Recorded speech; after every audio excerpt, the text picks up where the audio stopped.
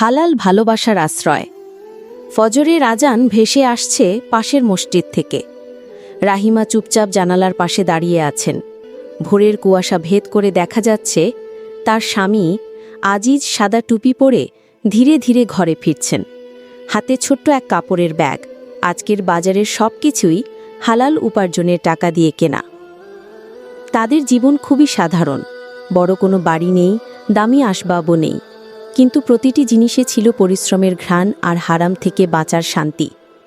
ঘরে ঢুকেই আজিজ মিষ্টি হেসে বলল, আজ তোমার জন্য মধু এনেছি, শুনেছি কাশিতে কষ্ট পাচ্ছ। রাহিমা বিস্মিত হয়ে তাকালেন। গত রাতেই তিনি হালকা কাশিতে ভুগছিলেন, কিন্তু আজিজ হয়তো চুপি চুপি খেয়াল করে রেখেছিলেন। তিনি চোখ নামিয়ে বললেন, তোমার এত কষ্টের টাকা, এসব কেন আনো?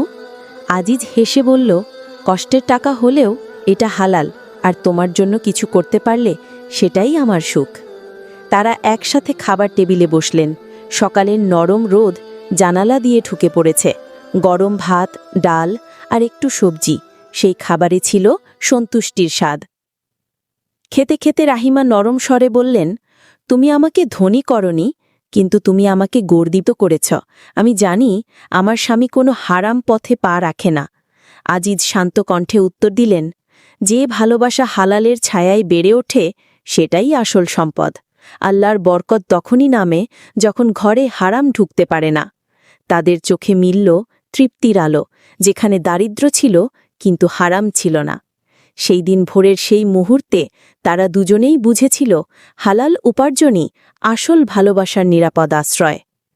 গল্পটি কেমন লাগলো কমেন্ট করে বলবেন এবং প্রিয় মানুষের সাথে শেয়ার করবেন দয়া করে, এবং আমাদের পেজটি লাইক এবং সাবস্ক্রাইব করে সাথে থাকুন এরকম নতুন নতুন গল্প এবং উপদেশমূলক কথা শোনার জন্য।